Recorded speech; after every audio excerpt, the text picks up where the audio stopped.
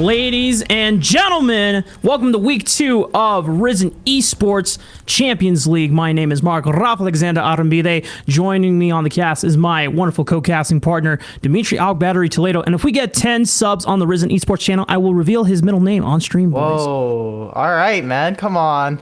No, but today, I mean, this should be an interesting match, right? This Gang 7 hasn't really gotten a win. They do have one because of an FF, and NCSU JV, they have something to prove coming into this week.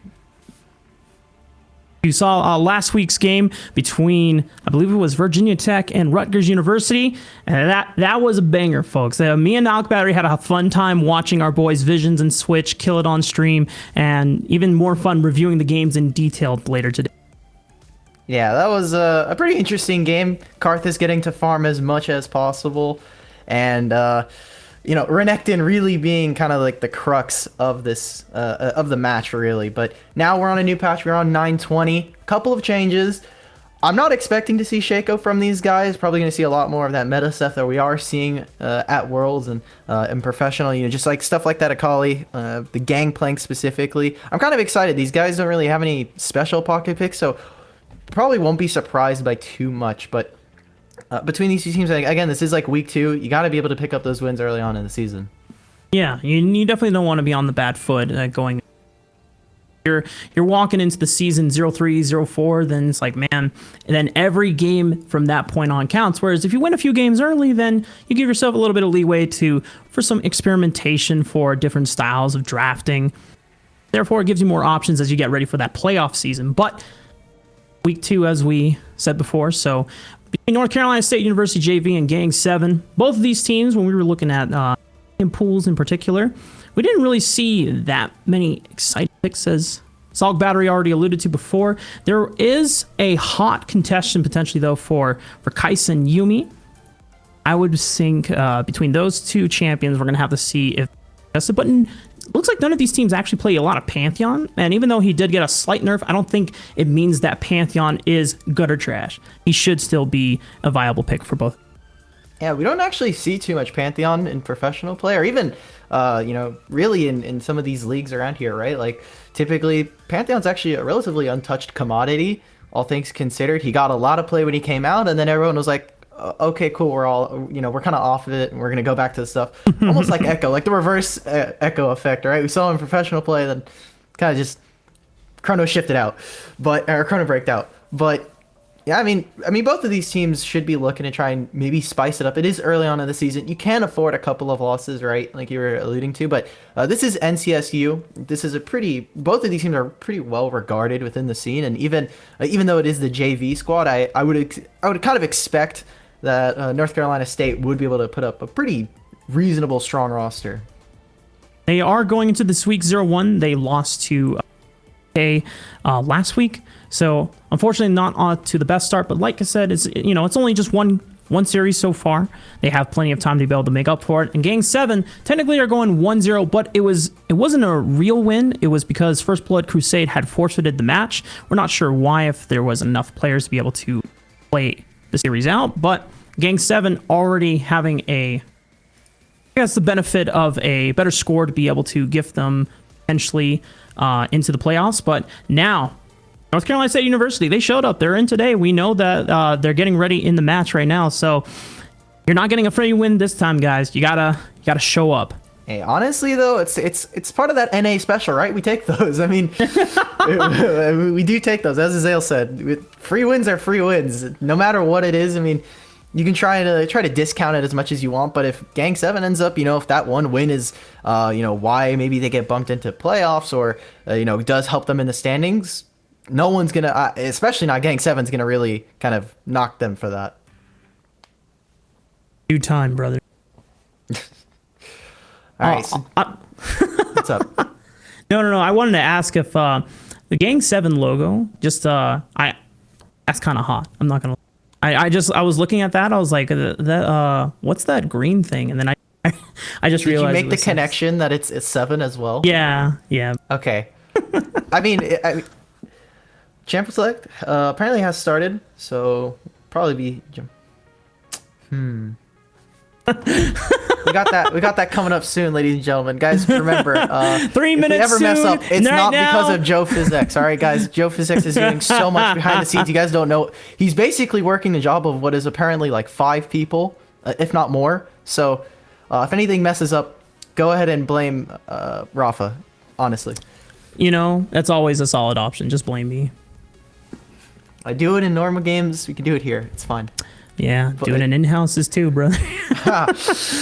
Oh, feels bad. Coming in, I mean, Gang 7. I mean, what really can we say, right? We're looking at contention for Kai'Sa, Xayah. Mid lane is a little bit more open. We keep seeing kind of... I really don't know what to say of mid lane right now, considering Kale's somehow viable.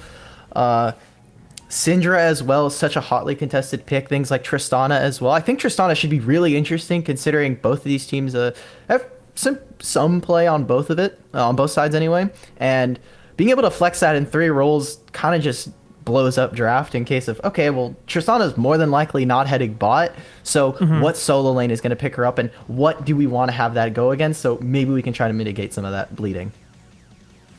You know, Tristana solo lane has been such an interesting case, especially if you've been following the World Championships at home, ladies and gentlemen. Then you've known that Tristana solo lane doesn't necessarily always mean a free win, but it's not necessarily a loss either. It really depends on how well the team is playing around that champion. Of course, unless you're mission, then you know maybe you don't know how to.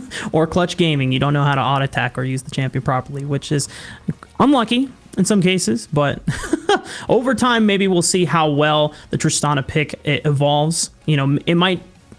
I think at this point it's not going to go completely out, as you already said. Echo seems to have come and gone. The flavor is no longer going to be viable in a competitive state.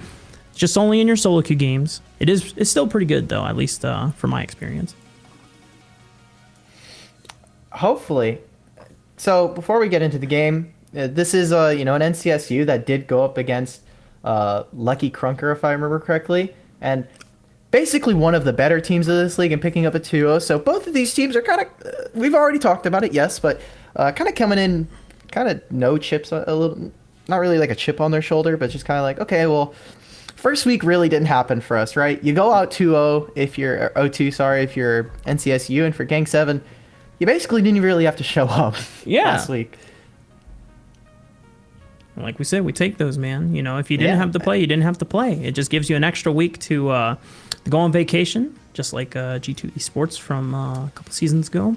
And sometimes it'll work out. Hey, but they're doing better now. The vacation was an early investment into Perks' mental so that he could prepare himself for the bottom lane role. It's winnable.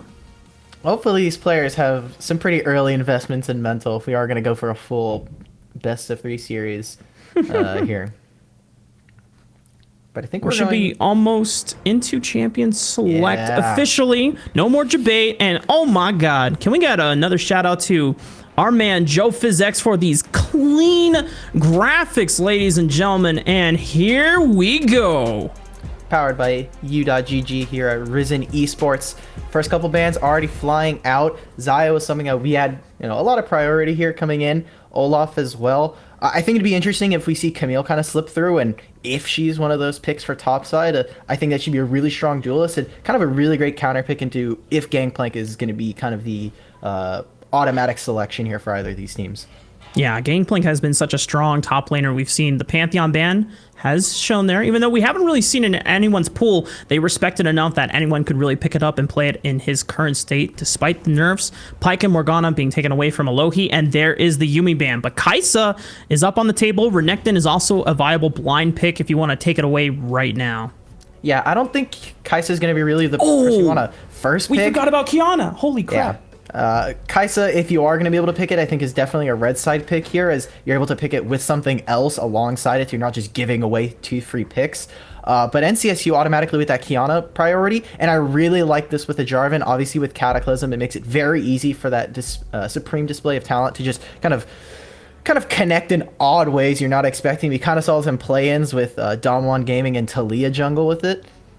Pretty insane. Now the secondary pick, I wouldn't be surprised if we see more of a support pick. Maybe they pick up the Rakan if they want to, who's still very strong without Zaya. Nautilus can also be a really strong safe pick if they want to, if they don't want to reveal their AD carry quite yet. Tristana as well, actually. 2 seconds on the clock. What is the pick going to be? The Leona. So Yeah. no AD carry has been locked in yet for North Carolina State University. And, you know, even though the Zaya is banned away, you already said it before, the Rakan still could function well on its own, but the Yasuo Gragas combo, we did see this last week, piloted by Virginia Tech. Unfortunately, it did result in a loss, but I'm not really sure if it was the combo's fault, but because of a certain Pretty sure they won that one. Remember, no, they did lose, because that's the one where Olaf, Jazz on Olaf stole the Baron. Oh, but they got the game 3 win with it. Either way, I mean, Gang 7 has a pretty insane combo here already. They've got the Yasuo Gragas, and they're already we see a lot of focus towards this bot side. We saw the Rakan getting banned here on the opposite side, and I love this already. Are we getting the Hybridinger? Oh, okay. Baby. Alrighty. I mean, you do already have a crap ton of physical damage from the mid and jungle duo, so why not spice up the diversity of your damage profile with some magic damage from the bot lane? Technically, the top lane, too, the Cho'Gath can invest in a little bit of magic as well as true damage with that Feast, and there is the Kiana for Sicko. Do not sleep on this man's Camille. He will definitely be someone we have to watch for, but WO3... you got to make sure that this Camille actually gets off to a right footing before Castellan on Jarvan is able to influence the top lane matchup. Yeah, and I love this coming out from NCSU. We take a look at this pick, and really what Heimerdinger tends to thrive on is just holding out a line and making sure that if enemies want to fight, they have to fight in like this huge rumble pit, right? You've got the Jarvan that literally provides you a free rumble pit, and Cho'Gath and Kiana, as well as Leona, all thrive in situations like this. Gang 7 are looking to try and go into. You've got that hook shot. You've got Gragas, Yasuo, Shen as well. These are a lot of protective pieces. I think that Shen support should actually be quite nice. To try and protect someone like Kai'Sa. If we do see the killer instinct, you have immediately 3 members coming in, and it does provide some protection for the likes of Camille and Yasuo in case there is a dive. But really, NCSU, they can play this a lot slower than they need, or maybe Gang 7 wants to, and it becomes very, very hard for Gang 7 to maybe try and find any kind of advantages if they don't get off to a really good start early on. This Gragas doesn't get off to a great start. We have a pretty big issue here where you have a Heimerdinger who's just going to sit there and just kind of spam laugh at you.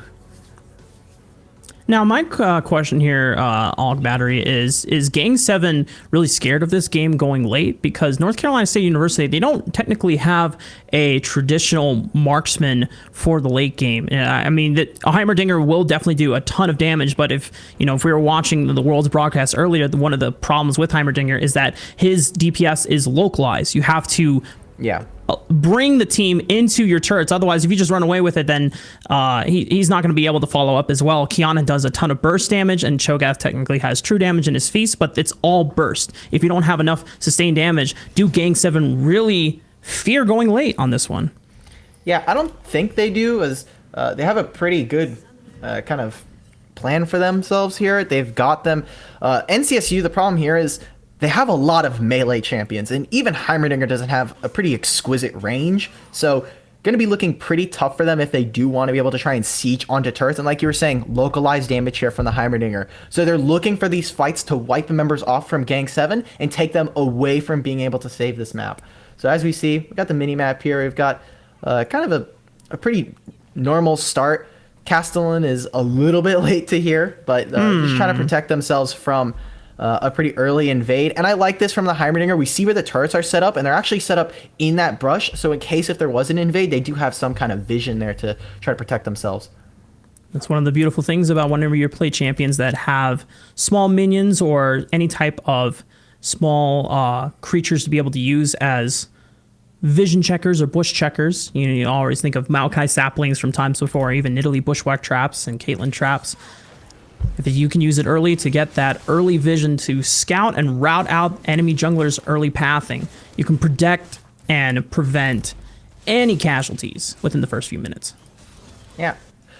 Pretty interesting here. I'm kind of interested to see where this Jarvan passed, because we saw last week we weren't too impressed with Jazzy on the Jarvan game 1, but coming into this, Castellan should have a better matchup. This is a Gragas, so when we see from Woe, I want to see him trying to go into this mid and trying to blow up Kiana. Because as soon as Kiana starts to get behind, if she's not able to hit that early game power spike, she becomes very, very difficult to try and utilize and try to do a lot of damage.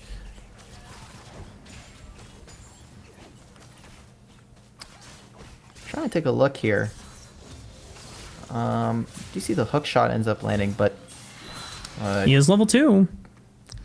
Kind of worried. Interesting to note, this is a Camille that has a kleptomancy, so not gonna, just kind of going for that build where you can try to pick up as much gold. There's not a lot you can really do into Cho'Gath.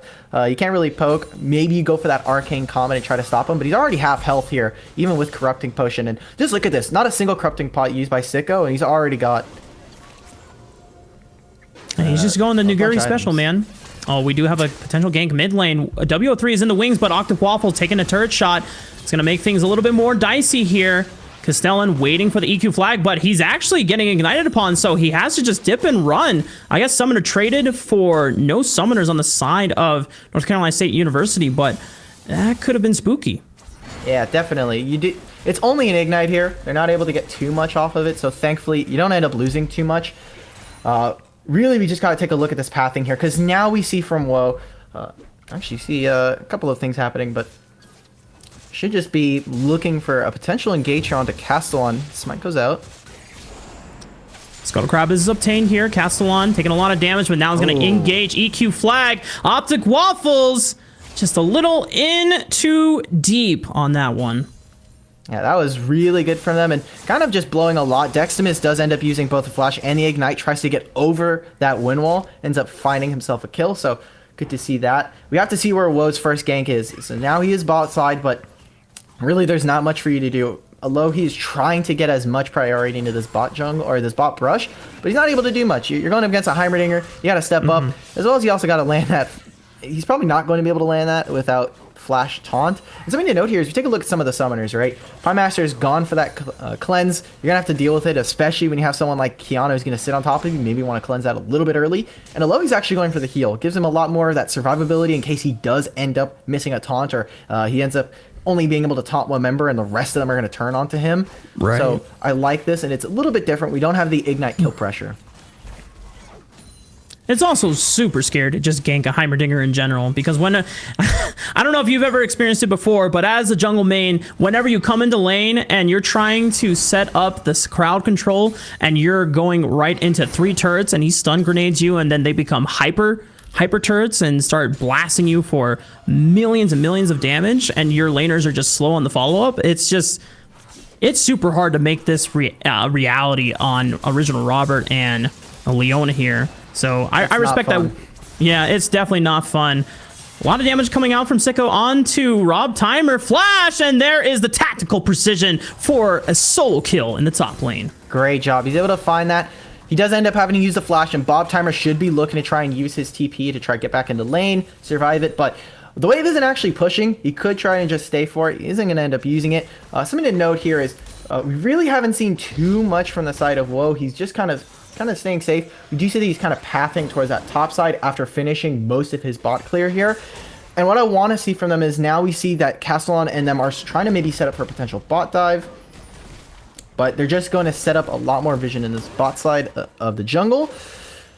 Going on 2 minutes from now, really, we're going to maybe see a potential gank in the mid lane, or maybe even priority hang over for this Windrake. They probably want to cycle this if you are NCSU. Start to cycle that dragon and get something a little bit more useful.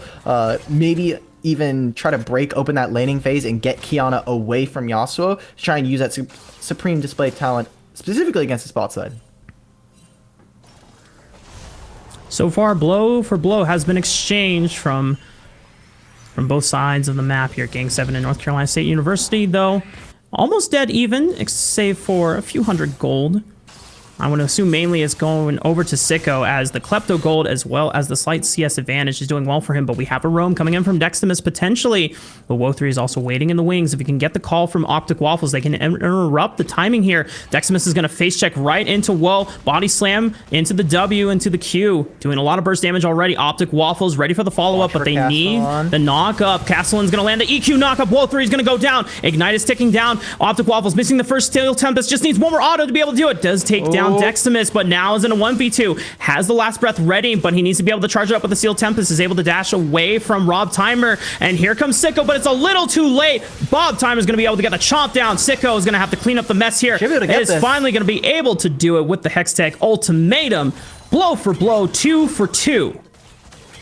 Yeah, great job right there. Able to go 2 for 2 right there, and you end up blowing kind of no summoners on the side of Gang 7. We've got NCSU sitting here with really just a flash blown off of Deximus, and Gang 7 are able to pick this up. So we're going to check this replay out, and look at this. I love this from Woe where he ends up holding the body slam here right into the wall. Sadly, it is a little bit too late, and he's not level 6. So Deximus is here to be able to use that ultimate, and Optic is not going to be able to land that last breath. Now Waffles is going to be able to get this kill onto Deximus, and take a look where the top side is. Because that wave is shoving in, Bob Timer has that priority to first move, and now we see that Castellan and Optic are then going to try to, or Castellan and Bob Timer are going to be able to turn this, and that right onto the hook shot. He's not able to get that. A nice use of the command, what is it? I'm sorry, it's a command protocol, right? Just want to make sure. Hextech Ultimatum? Hextech Ultimatum, sorry. And he's able to just dodge that knockup. Ends up being a 2 for 2. But that's really good for this Yasuo, as now he has a lot of gold and you're able to find that solo kill specifically onto that, onto the Kiana. Yeah, I think it definitely wasn't intended because he didn't see Sicko in view, but it is so unfortunate that at the moment Sicko was about to land the knockback stun with the hook shot, it gets interrupted by the EQ flag and drag from Castellan. Maybe there's a potential where last breath is being spammed by Optic, and then he's able to get the flow shield back up to just survive a little bit longer, but who knows? Things were so close in that jungle fight, and it's just amazing how things just come out dead even for both sides. Yeah, take a look. We don't have too much in terms of a gold lead. A lot of it is based pretty heavily in the solo lanes, top and mid specifically. I like this itemization from Bob Timer, and take a look. Deximus is already down here. I kind of want to blow up the mini map real quick if I remember how to do this correctly. Just want to. Oh wait. Alk Battery gets to play with the new stream toys. Oh. Oh, wow, There we go. Take a look at where this jungler is. We're gonna take a look. This is. Oh my god. Sorry, guys. There we go. So we're going to take a look. Gragas is in this top side. He's going to be able to move all the way up here. And really just start to set up. And take a look at where Jarvan is. Jarvan is sitting there just kind of really not doing much in the way of kind of just sitting there. And really just, I don't know. This guy's got to find something. He's not able to get that gank in the mid lane.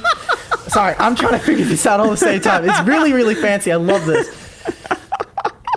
And look, there's a really lot of this bot lane going in. You've seen it played. Cleanse comes out for Pie Master. Ignite is ticking down. One more tick should be able to do the trick, but Alohi with the clutch relic shield stack. Meanwhile, in the jungle's on the riverside top, there is the explosive cast. Last breath comes out, but there's not enough damage coming out. Alohi with his last stand united. Oh, that's a gonna give him the reprieve that he needs. Taunt is not going to land. Castellan is on the run, still ticking down from the ignite, but here comes Sicko with the hook shot. Just one more tactical precision, and bam! Slice and dice through his heart. And Woe 3 has made the chase to take down Castellan, but will pay for his life. Yeah, I don't know why you're diving for that. You don't need to look for an extra kill. You just got to kill onto the mid laner. You're going to get the enough pressure that you need. And they end up blowing a lot for that. Take a look at this replay here. Deximus coming in. And again, I love this from Woe. A lot of patience. They're going for He ends up stealing that as well. And they're able to get the last breath. The ultimate here is a little bit late, although it does end up stopping some of the damage from Deximus, and that was a really great win wall. The flash comes out, Alohi is not able to land it, but the hook shot comes in right onto Deximus. And take a look at Woe here. Castellan is super low. He doesn't have flash. He gets the W shield right here. Aww. And that slow from it, as well as that red smite plus red buff slow, just ends up taking him down right there. So it ends up being an equal trade, or I think it's a 1-for-1 right there, in favor of Gang 7. And while you don't want that gold to be going over back to Deximus, back to Castellan, I mean, you got to take it where it is, right? You got a couple of, you're not really getting anything for it, though. You are getting kills, you're getting gold, you're not really accelerating, though. Optic is still sitting, or Optic Waffle, sorry, is still sitting on Boots plus Zeal, so doesn't have his Zeal item completed. And it looks like Woe is going to end up going for that full damage, full AP Gragas build. And Kaisa, meanwhile, is going for the Manamune, so I'm not too familiar with Kaisa builds nowadays. They seem like they're changing every single month, but I assume that the Manamune does flex into a hybrid build or some type of AP focus build. Might be able to touch that on that in a little bit. I don't know if Pie Master really wants to try and go for this and has to blow something as he just used his cleanse, but specifically this Manamune is really good if you're going up against people that aren't building crit items. You need to be able to spike maybe on one item. Then you don't want to be building this Manamune. Storm Razor. We do see the taunt coming out on Alohi. Alohi's gonna be able to land it on Leona, but she's gonna be able to walk away, thankfully proccing the aftershock, giving her the necessary armor and magic resist to be able to mitigate a lot of the burst that was coming in from the side of Gang 7. But they're poised around the Dragon Pit, and you can see how both Castellan and Woe 3 are trying so desperately to be able to fight for this dragon. It is Cloud, but movement speed these days allows you to get to rotations on the neutral objectives much faster, and Alohi gonna be hex flashing over the wall, clearing some vision, setting up a potential play.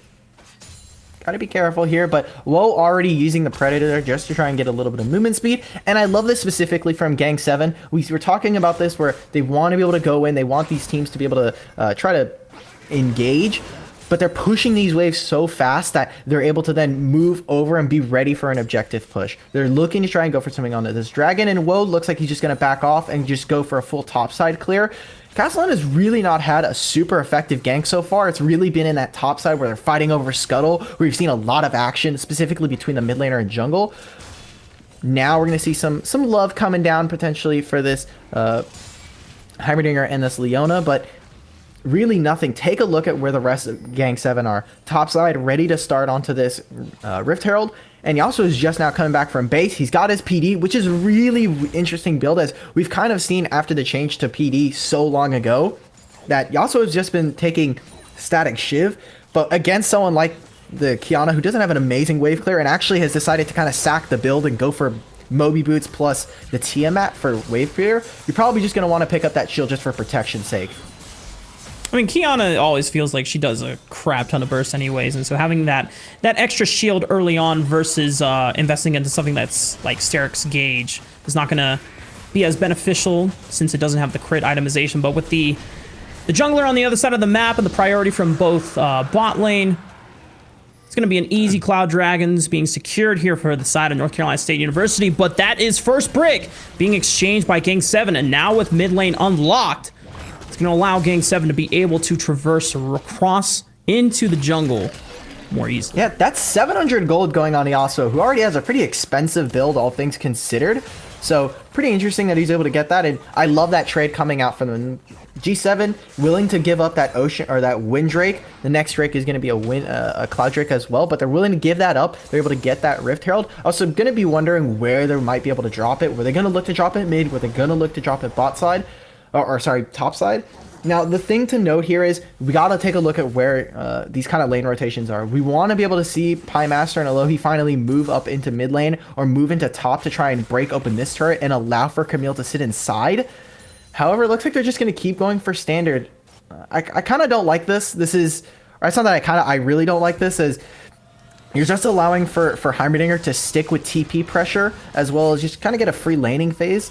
Which is kind of what this champion brings, but I want to see them move their priority into other lanes now. You've already got the Heimerdinger who's going to be sitting here with TP, who's going to be able to match you, get to that play first, force him to blow that summoner, back off, peel back, and move into other lanes. Because now we see the wave is now going to meet bot side in the middle of the wave, and we already have Yasuo who's just pushed out mid, thanks to that taking that turret, and he should be able to start messing around with that bot side jungle and be looking to try and crash bot.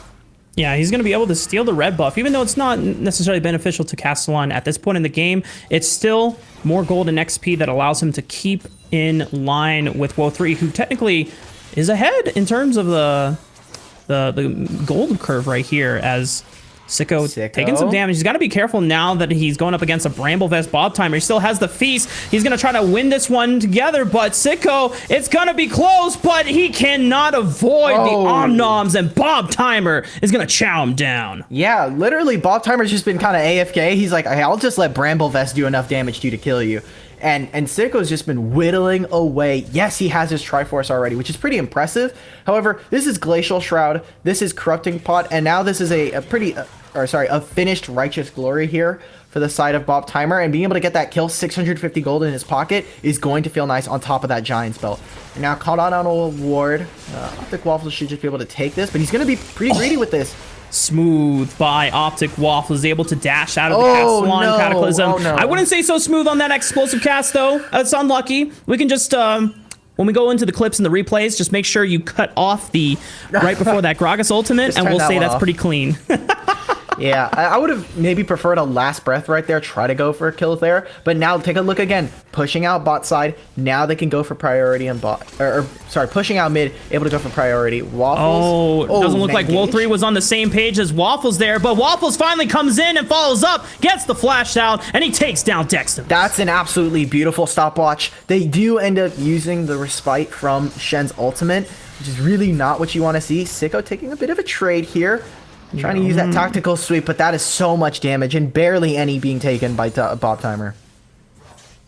And Sicko is trying to put off the true damage, but more than likely Sicko is maxing that hook shot, so the tactical precision isn't doing as much work early on as he wants it to. And without, I mean, I don't even know if it's necessary for Sicko to invest into Grievous Wounds, but the amount of sustain that Bob Timer is able to get just from eating minions passively it's much more than Sicko can handle at this point. Yeah. One issue that we keep noticing is when these teams go for trades or they end up getting kills, what do they get from it? They're not really transferring this into any leads. We saw a pretty big handshake going over on both sides to picking up objectives across the map. And besides this mid turret going down thanks to Rift Herald, we haven't actually seen too many objectives being taken or really a lot of pressure being exerted. Top side is still relatively untouched. Mid lane, I mean, for lack of a better term, Optic Waffles is just pushing and shoving. That's it. He's just pushing the wave. He's dropping into Fog of War, which is providing some pressure for the side of Gang 7 onto North Carolina State, but they're not able to get anything off of it. They're not able to push too much into mid lane, and this is because of how many melees are down here in this team. And potentially looking for something bot. We do have the collapse here. Shen does not have ultimate, and Kai'Sa's ultimate is in no way going to be long enough range. Yeah, Stand United was wasted earlier before, and what a great Leona ultimate engage. Body Slam is going to try to delay the inevitable, but Wool3 will fall for his cause. Optic Waffles taking a lot of damage, but comes in. Last breath lands onto two members, gets the knock up down. Sicko trying to do his best to be able to clean up the pieces. Now Pie Master and Lohi have made the charge here. Taunt lands onto one, onto Bob Timer, but Cho'Gath is a giant, big, hefty dinosaur. There's the supreme display of talent. Lands the stun, and despite the cleanse, Pie Master will be going down for his sins. Pie Master still actually alive here. Sicko was the one that went down. I apologize, but here comes Pie Master trying to do as much damage as he can, but you cannot deal with this front line from North Carolina State. What is Pie Master doing? I want to just take a look and see really how fast they were rotating after this, if we can get a replay of that. But Pie Master is just walking back and forth, trying to get vision, potentially trying to kill Castellan, but ends up dying, and that is a full ace here for the side of North Carolina State. Take a look at this replay right here, and this fight does start really suboptimally for the side of Gang 7. They get caught out on the ultimate, they don't get the knockup, but the Cataclysm comes out, and that's a really nice win wall, but it doesn't block enough as Dexman is able to get the kill. We see double TPs coming out, and take a look where the bot lane is. Still not here, and a lot of this damage, that Timer turret is doing so much damage. And take a look, still relatively healthy. Health bars on the side, Dexmas and Original Robert are sitting off to the side, and that's really what their champions can do. Now, Lohi can't do much. We see the supreme display of talent. Ultimate killer instinct there to save Pie Master and ends up getting the kill, but take a look at this. Look. Okay, so Lohi ends up dying, and then watch Pie Master here. What are you doing, man? It's a supercharger. Not able to save you, buddy.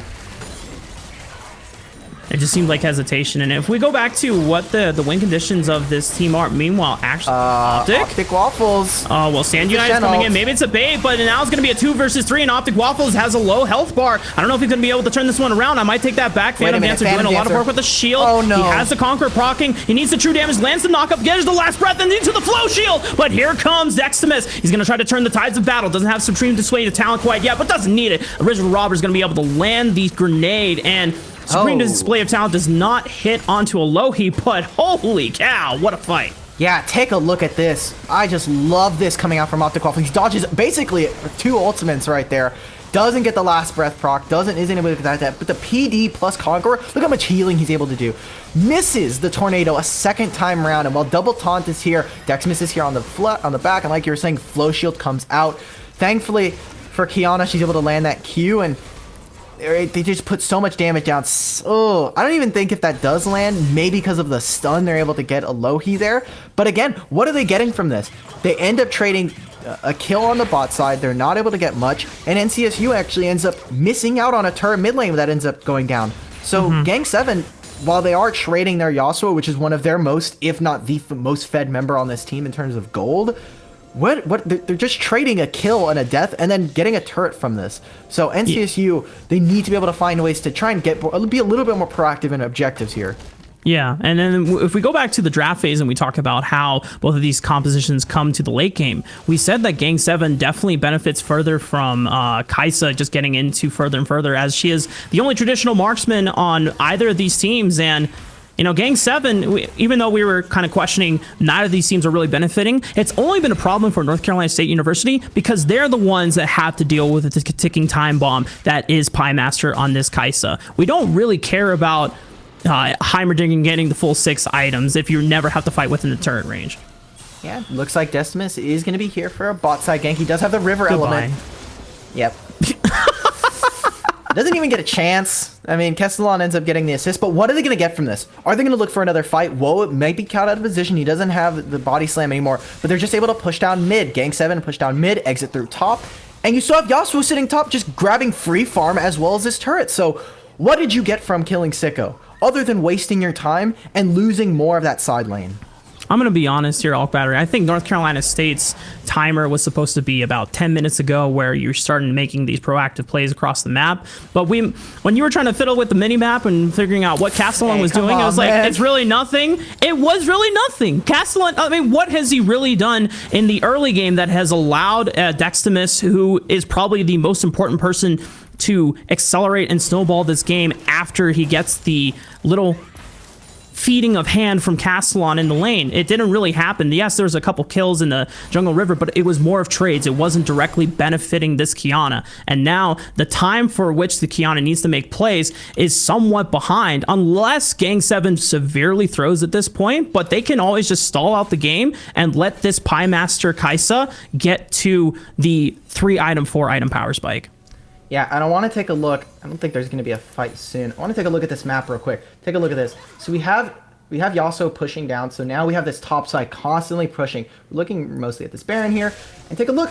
Camille's always going to be shoving in this lane. Thankfully, because his turret isn't gone, they are not able to do much. But mid is just going to be free waves here for the side of Gang 7. So I'm going to just clear that real quick. Potentially looking for a fight here on the bot side, but I mean, it's basically just free objectives. Free gold is funneling into Gang 7. And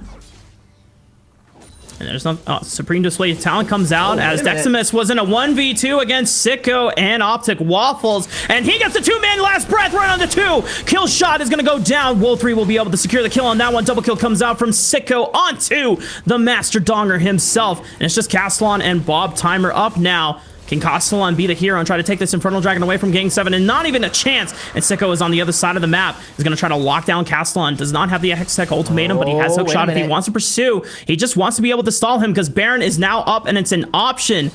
Wait, why are you going to back there, buddy? Come on, Castellan. Oh, wow. Yeah, I have no words, Alk Battery. Sicko? He has no hook. Wait, he has no hook shot. Sicko. He's fine. Oh, just barely got auto attack the minions. Yep, what a legend. What a god. What a guy right there. And that's really close margins. But an ultimately great fight from Gang 7. They get so many resources out from that. And Bob Timer's sitting here.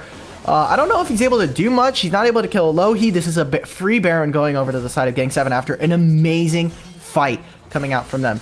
And really, now is when this is going to get dire, because one of the great strengths here for the side, one of the weaknesses for both of these teams is they don't have amazing siege, right? You have a lot of melee minions, or sorry, melee champions, and you've got Heimerdinger and you've got Kai'Sa on the other team. Both of these guys have relatively low range and not going to be able to hit turrets too well. But now with a Baron, you should be able to free push. Now we're going to take a look at this replay. Looks like Woe, they were going to try and look for something onto Woe. There's no dragon, and it looks like bot side is going to be where this starts, right? Deximus ends up getting caught. Hexacultomadium traps him, and now you've got three members all funneling here. Great flash knockup into also the ult. You've got Killer Instinct here to try to catch up. That's one of the great strengths that we were talking about in draft, right?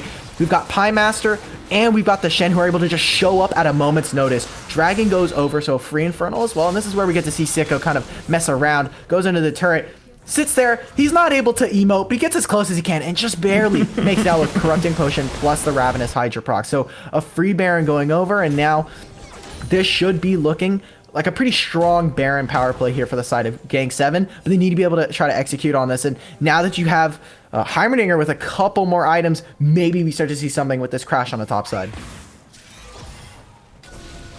One Empower Cannon minion on the top side as Woe is going to get locked down. Supreme Display of Talent. Uh-oh, this might not look good for Gang 7 as both their jungler and support fall at the hands of North Carolina State University. They're making a statement here saying you cannot defeat us that easily. We still have Sicko pushing on the bottom side of the map, but I don't know for how long. Yeah, and that's just a tremendous misplay right there. Yes, you are allowing Sicko to really try to push this, but the minions weren't there yet. And while he does have Trinity Force and should be able to get this with double cannon minions, super cannon minions, might be looking to trade his life. Nice hook shot, barely just avoids the rupture. But now, take a look at this. Now we have so many melee. Wait a minute, Deximus looking for something onto Pie Master, but that's a lot of damage traded back over. Yeah. He does have the invisibility. Yeah. Supreme Display of Talent was on cooldown as well, so there's no extra burst that will come in to be able to be the finisher. Now, Sicko, we've seen this story before, but does he have the items this time around? He has the sustain from Ravenous Hydra, and he has more points of tactical precision, so he's doing a hell of a ton of true damage right now. And Sicko is going to be able to get out safely as Castellan was looking, or I believe Deximus was looking for the assistance, and now Alk Battery, they're just playing the stall out and herd the empowered cannon minions game. Just protect the main structure damage dealers as they are looking for Yeah, Sicko should just be able to look for this kill here. That's disrespect. Oh my god, and Optic Waffle's taking down Original Robert as well. Inside Cataclysm, Sand United Shield is going to give him the reprieve. There's the Killer Instinct. Pie Master, Body Slam Flash right into the Haymaker. Deximus is going to be going down, and there's nothing that Bob Timer can do against this squad. Gang 7 feeling so fly. They're ready to take game 1. Yeah, right there. That was just really, really well executed. You know, it was a bit of a mess. Gang 7 just giving up kills across the map, kind of slowing them down. We saw that kill onto Woe and Alohi. Didn't really stop them too much, but definitely a pretty great game for them, all things considered. I do want to see maybe what happens if we don't see a Yasuo and Gragas where you have such free lane setups. And I do want to see a little bit more mages. I want to see them try to open up this map when you don't have such a hard time and you really are relying on team fights and individual skill to try and win the game. Because honestly, if those kills actually end up translating into something, NCSU has a really dangerous comp that the side of Gang 7 really can't deal with. And that is where the problem lies in. If they actually did something with the lead that they're playing the game, yeah, sure. Yeah, so unlucky. You know, North Carolina State, they have a lot to make up for. And it wasn't to say that they were completely not doing anything at all in the entire game. We just want to say that it was at the wrong time, or it was a little too late for those actions to be coming into play. It needed to happen earlier when they clearly had a lead to be able to work with. But now North Carolina State, they have a few things to consider into the next draft phase, potentially taking away that Yasuo away from Optic Waffles, because even though early on he died a couple times, he clearly showed that he has a great prowess understanding of that champion in the skirmishes we saw later on in the game. Yeah, Gang 7, and specifically Optic Waffles, did really, really well. I thought Woe maybe could have changed his pathing a little bit, get a level 6 a little bit earlier, not make a couple of mistakes early on into the game, but I really liked their objective control throughout the game. Even with a pushing bot lane, I thought Kaisa and Shen did really, really well for themselves. So I do want to see again what happens if Optic Waffles is able to get something that's able to push and then actually gank another lane, right? I think the Heimerdinger and the Leona really did stop any kind of bot ganks or any kind of roams. And Sicko was constantly pushing topside, so really there wasn't much to do. Maybe if Woe gets Optic Waffles to come with him, should be able to get you know, a little bit more jungle pressure and start to push that Jarvan out of the jungle. Right. Well, many other things to consider as we get ready for game 2, but we're going to take a quick break so that we can refuel and recharge. Don't tune away. We'll be right back. We got some highlights, man. Got some highlights after this.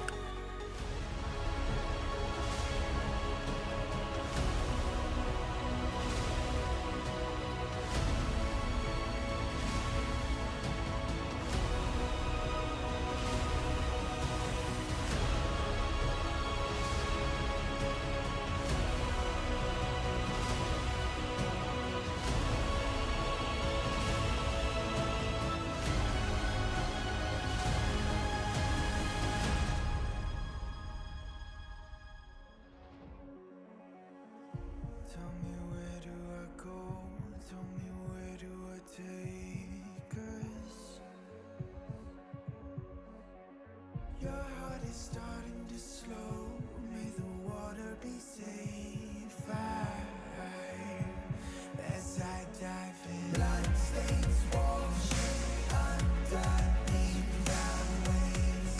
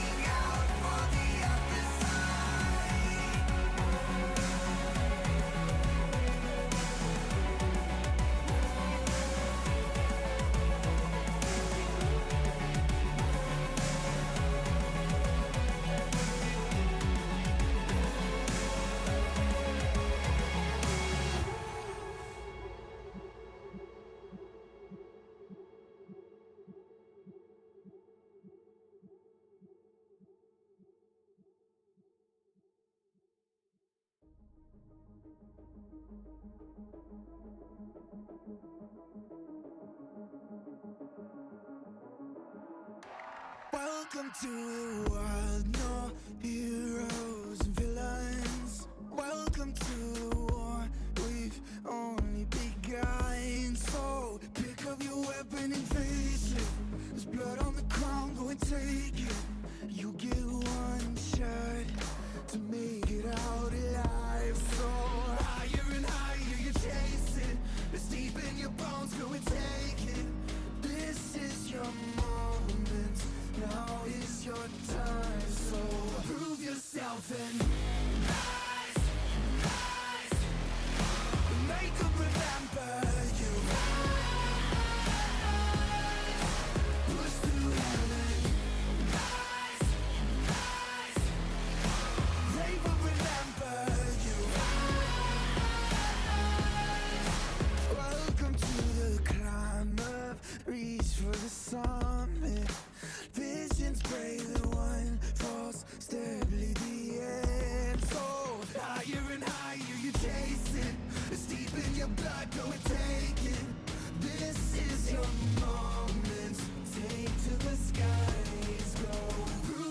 yourself and rise, rise. Make them remember you. Push through and rise, rise. They will remember you.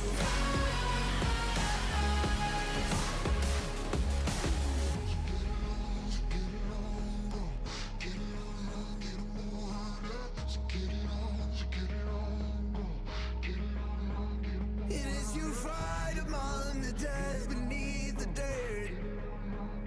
Or do you know yet? Or do you want it? And when the giants call to ask you what you're worth, or do you know yet?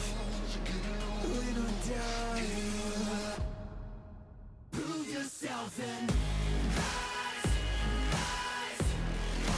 Make them remember you. Push through and rise, rise. They will remember you. Prove yourself and rise. And we are back, ladies and gentlemen. We are getting ready for Game 2 between North Carolina State University and Gang 7.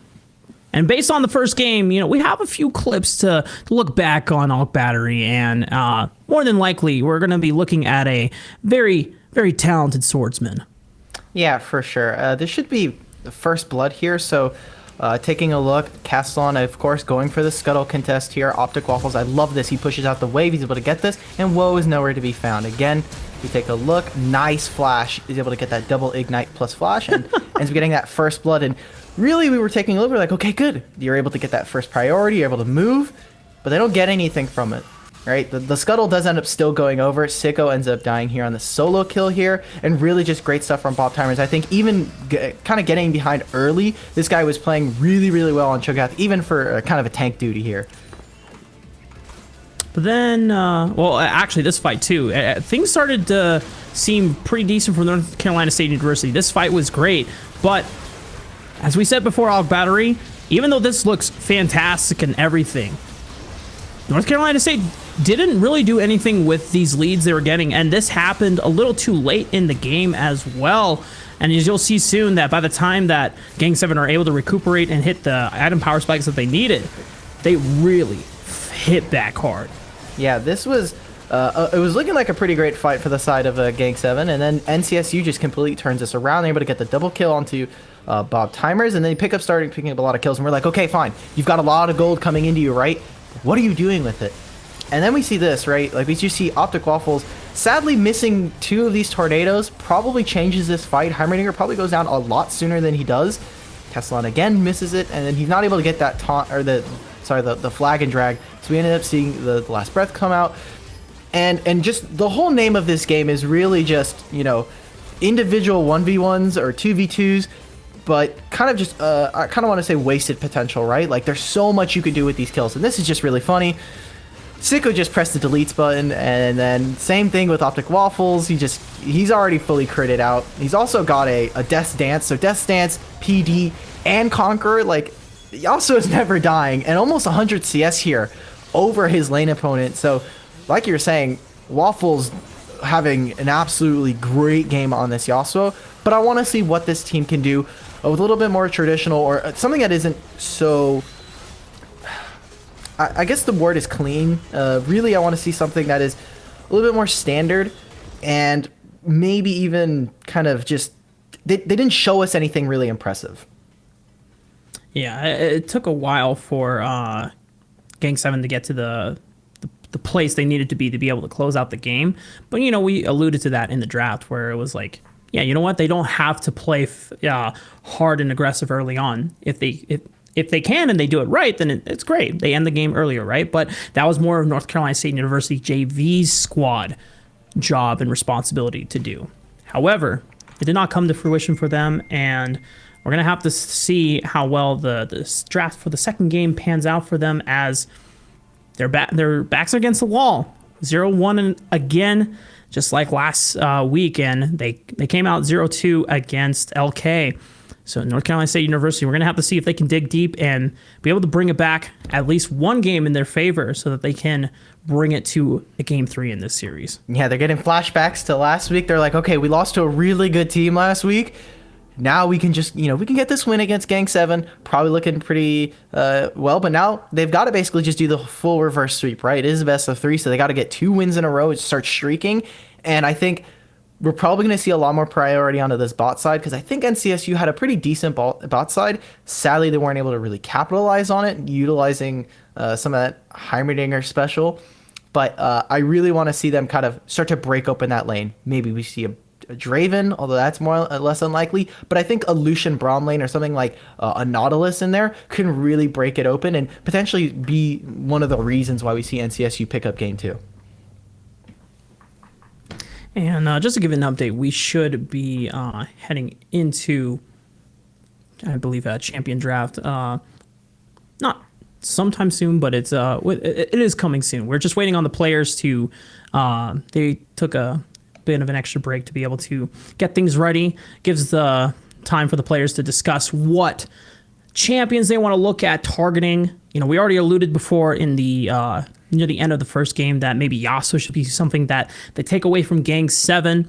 Kiana was something that was first picked for North Carolina State University, and even though they didn't necessarily execute the timings that well, I wouldn't argue banning away from Gang 7 potentially if Optic Waffles knows how to pilot that, or you can always try and secure for yourself again. Yeah. I do want to see a little bit more priority possibly because now that NCSU is on red side, we see priority for Zaya Rakan.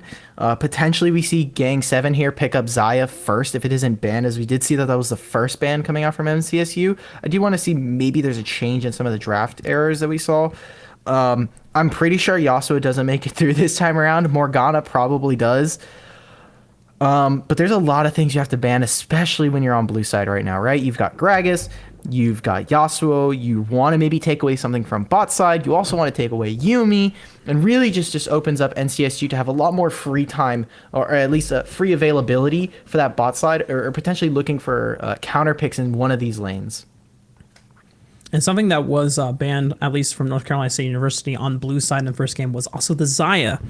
And even though neither team went for the Rakan of the latter half of the Lovers duo, it is potential that if Kai'Sa's not on the board for either team and Zaya is available, that could be an 80 carry picks, especially for either two, as North Carolina State, they made the gamble with the Heimerdinger. The lane phase that went pretty well for them. They stabilized. They didn't have to deal with any issues. There's never any interaction from Wo3, but it didn't really help clinch out a win. So I wouldn't be surprised if they try to go for a more traditional 80 carry in that bottom lane role, or at least try to secure, if one of their solo laners are up for it, grabbing that Tristana in a solo lane. I'm actually really confused as to why they decided to ban out Morgana if they're going to run Heimerdinger for the side of NCSU. We saw that was one of their bans. They also banned Pyke. I think Pyke is probably going to stay on the ban list as well. But why are we banning Morgana? I don't... Yeah, if you don't want them to have it, I guess that's one of the reasons. But if you take Morgana and Heimerdinger, we saw that's one of the keys to success, at least for the Unicorns of Love.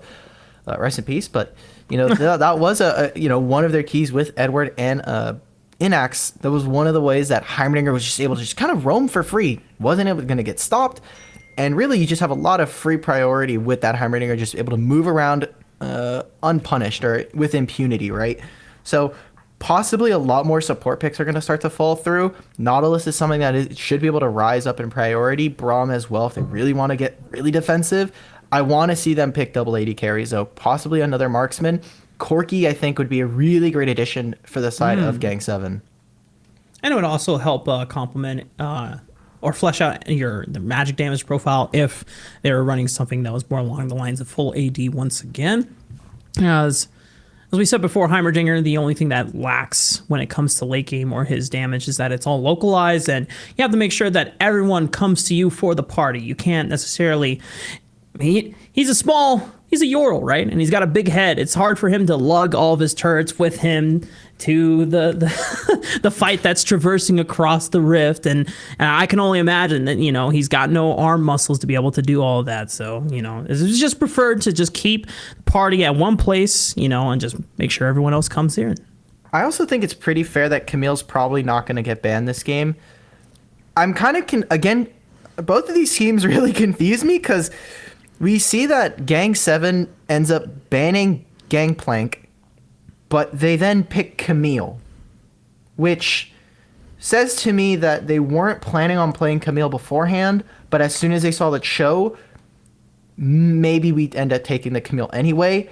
If you do end up taking it, someone has to take the Gangplank, and eventually that Camille has to slip through, and you are red side, so you do have counter pick. So I think, again, that was another wasted ban. A couple of weird things going on with the draft that we saw in game 1, in hindsight, but there's going to be a lot of more focus, I think, on the solo lanes. Mid lane specifically, if this mid lane for NCSU can really start to lock it down, Gang 7's going to have a very rough time. Waffles specifically. Woe didn't have an amazing game on Gragas, all things considered, right? Like, this guy didn't land too many knockups, and when he did, we didn't see too many engages with Last Breath. We didn't see them as a roaming combo, which is typically what we expect when we see that Yasuo Gragas. They're able to just kind of roam wherever they want and kill whoever they want. However, we kind of saw the opposite. Woe went in, either Woe was a level down, he didn't have that level 6, or Last Breath was already used, and now we see Gragas coming in, kind of throwing in a red solo cup. Yeah, there's a lot of miscoordination or a lack of synergy between the two players, and it is early on to the school season, so maybe we don't know entirely the full story and context between this squad here from North Carolina State University, and it is the JV squad, so there might be some just things that they're still working on, making sure that in terms of communication, things that need to be ironed out between the teammates. But for me, the biggest sign of this came to when the dive happened onto Kiana. You saw that Optic Waffles is backing out, and then at the same time, Woe comes in with the body slam flash, and he's trying to land it, and there's no Last Breath follow-up from Optic Waffles either. So you're scratching your head thinking, are they really, communicating what's happening? Are they realizing what is happening in front of them? And then even though Optic Waffles eventually got the kill, he had to burn flash. Woe had to burn the stopwatch as well. And so even though none of them died, you feel like that there is other summoner spells that they could have saved or item actives that they could have saved. And they had to be used because the coordination was not as precise as it needed to be. I'm just hoping we see maybe a Lee Sin this game. Something a little bit more targeted, right? I think that'd be probably really, really good if they are going to continue running with this Yasuo. Although the reason why one of the reasons why Gragas is super strong is you have that mixed damage profile, right? You have that great AP coming in with that Yasuo, and you have that armor penetration as well from Last Breath. So really difficult to try to itemize and deal with that, especially really early on once you hit that level 6. Not too many magic resist items are kind of building in or resistances early on into the game like that. But things like Rek'Sai are still really, really strong. Jarvan could potentially come out or be here for the side of Gang 7 instead. Still has really great gank assist. We saw Olaf end up actually being banned on game 1, and I think that might just stay as a permanent ban. Really great champion that just kind of runs over jungle and has really great clear. So I'd be interested to see if maybe NCSU is willing to drop that this time. Right.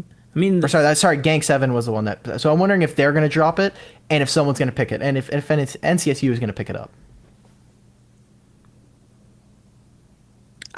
I'm going to be 100% with you, Alec Battery. I don't care what North Carolina State University. To some extent, I just want them to do something with it. Man, it's just a lot. There was a lot of passiveness going on, just farming, and there wasn't really any playmaking. Now, it's understandable from Gang 7's side when you have a late game insurance policy and you're not really pressured to force actions or make moves. But North Carolina State, you look at that composition, it's like, okay, guys, we have a timer, we got to make things happen. And then all that's happening is that from...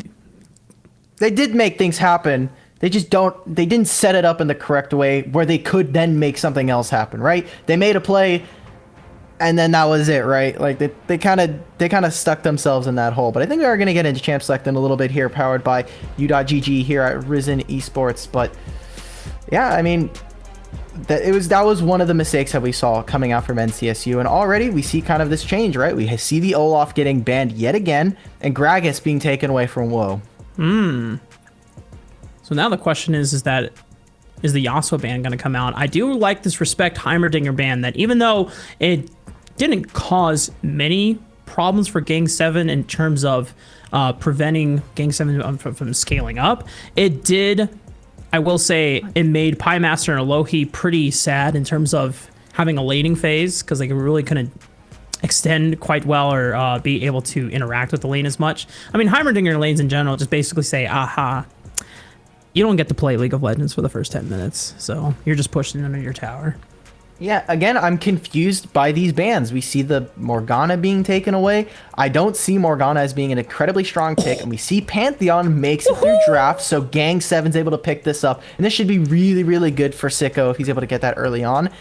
NCSU, now they need to be able to answer what is available. Jarvan's available, as we see from NCSU. It looks like Castellan is going to be sticking with that. And now Zaya Rakan has made it through draft phase. So now we're going to possibly see Gang 7, Pymaster, and Alohi pick that up. But instead, looks like we're going to see Zaya and Thresh, something that isn't too popular, but definitely not what we were expecting. It looks like they want someone who is a little bit more of an engage, kind of has a better engage, and not too much going into someone like the side of Kled. Also gives you some peel, right, with that lantern. So now we're going into second ban phase. Kaisa being taken off the table. I don't like this ban at all. I think it's pretty much a waste. You have a pretty strong bot side, and you want someone like her to be on the table. Lucian could be potentially what they're going for next, but if they are going to go for that bot side, Gangplank is still available here, and they banned Camille Aatrox for NCSU. Oh my god, it's Syndra bot lane. All right, well. Oh boy.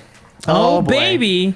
And we have a Sylas locked in, and at this point in day and age, with all the nerfs that has happened to Sylas, I get, wow. Well, this is, all right. So check this out. I think it is quite strange for North Carolina State University to have revealed their topside hands so fast. I guess they were trying to hide the bottom lane surprise of Syndra Leona, but it just seems bad. I think that one of the cool things about Kled is that, yes, you can flex him into the top lane or the mid lane, but what's the point of having that when then you pick something like Cho'Gath? Like, unless this is actually Cho'Gath mid and we're all being bamboozled, which, well, actually, if this is correct, this might be a Cho'Gath mid, or they're just going to send Deximus to the top lane as a top laner, and Bob Timer will come to mid instead. But I have no idea. Unless Bob Timer is some secret Kled main, this guy had a great performance on Cho'Gath, and I don't see why he would do that. But it looks like again, this is a Sylas mid, so has a pretty great time into Cho'Gath. This is also a nerfed Sylas, remember that? So not looking too hot, and Kled, I think, would have a way better matchup. But again, this is Pantheon top, and against someone like Cho'Gath, Pantheon will run the lane. Right. But I agree with you. I think that this draft was really confusing and honestly quite suboptimal from both teams. Welcome to welcome to NA. Thank you. Our producer chimed in. Come on, man. I mean, and Joe is just sitting to himself laughing like, this is why Cloud9 Team Liquid are not going to do well Worlds. And I was like, oh, man. You should see his pick'em. It's insane. Oh. But yes, we're finally on the Rift. North Carolina State poising over the river as they're just going for the 5-man defensive spread. Although Woe 3 is not within the program. I would like to see him mid lane, unless that's a new flavor. Wait a minute. I really hate this bot side. Ooh.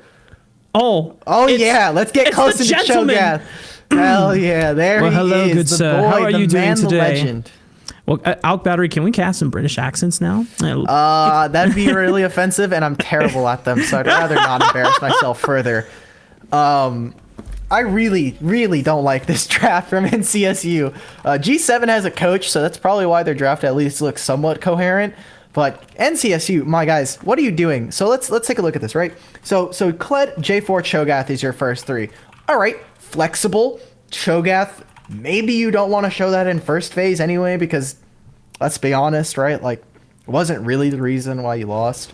But then you pick Syndra Leona into some of the most punishing bot lanes, and then, sorry, voice got high there. Syndra doesn't even have cleanse.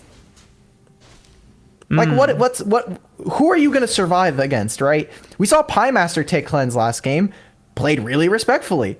And we see an early gank here from Castellan, see what he can get from it, but I think this is really disrespectful from NCSU.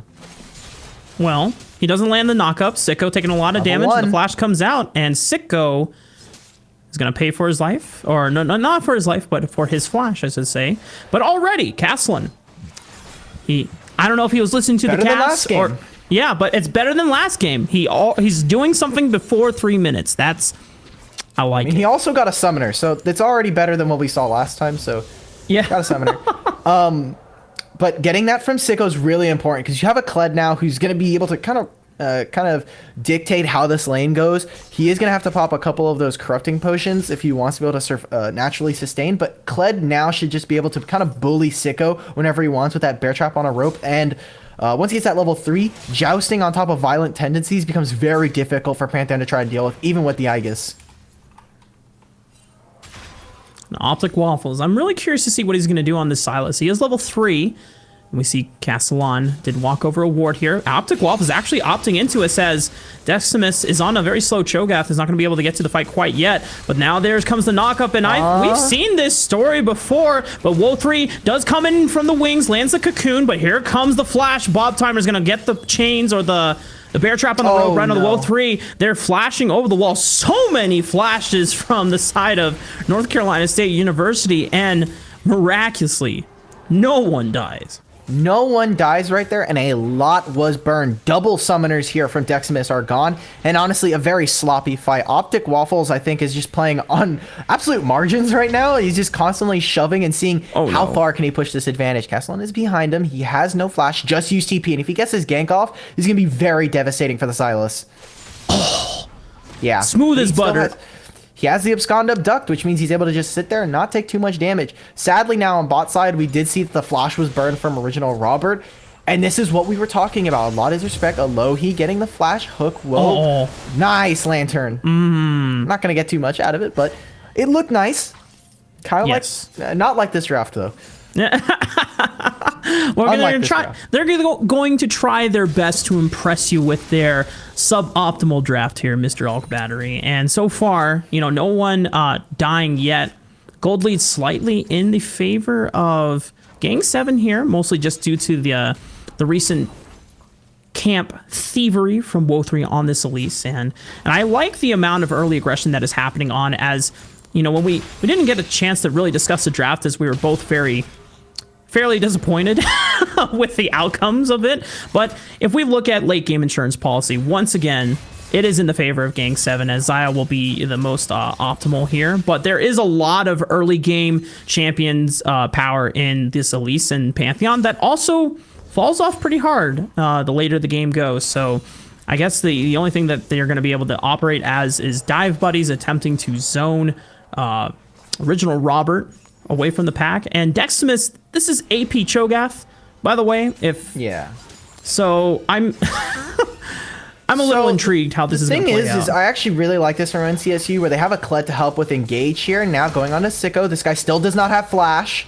He has the empowered Q if he can get a bunch of burst damage, but he needs to be able to proc it in time. And there it goes. And now he's just not going to have anything else in the tank. And first blood is going to go over to Castellan. Great job right there. Able to just grab that. Pretty simple gank, all things considered. So NCSU able to get onto the board first. And what I was going to say is that I really like this at a level 6 standpoint, because now you have Cho'Gath, Jarvan, and Kled, who have pretty easy ways to engage, right? You just hit the charge button and boom, you're automatically onto the enemy, and you have a pretty free engage. Syndra as well gets to kind of cheat movement speed and be very, very fast if they want to try and go for something. So I like this from NCSU. It's just pick priority, and the way they did it was not optimal. Castellan is going to run right into Elise. Cocoon's going to miss.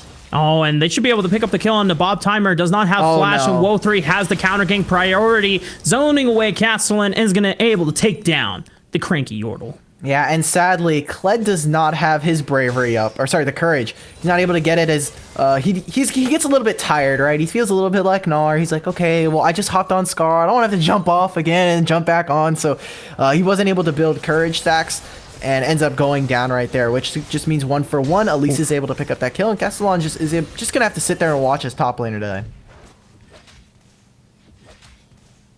So far, so good from both junglers, being able to make active moves here, pressuring solo laners.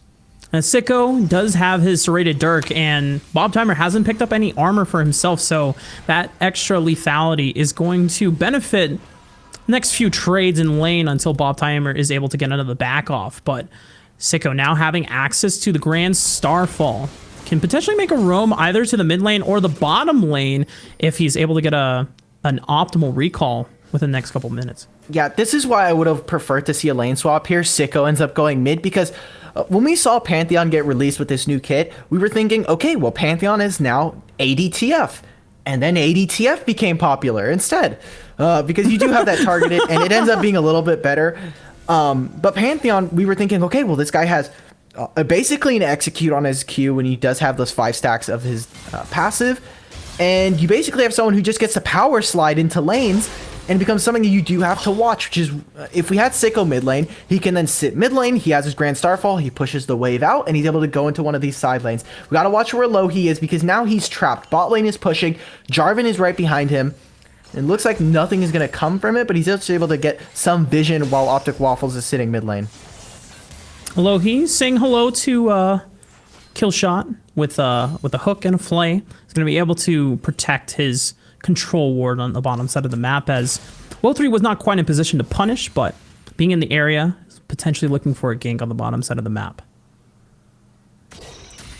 All right, I am gonna try and not mess this up this time. All right, here we go. Oh, more So- drawing? Yeah, no, not this time. So we're gonna pull up the map here.